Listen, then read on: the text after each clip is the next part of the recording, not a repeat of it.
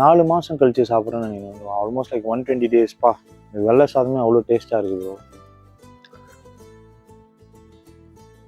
குழம்பு கூட சூப்பராக வைக்கிறாங்க. 2 வருஷமா டயட்ல இருந்து இந்த கான்டெஸ்ட் நான் பண்ணுறேன். இதெல்லாம் பழகிடுச்சு.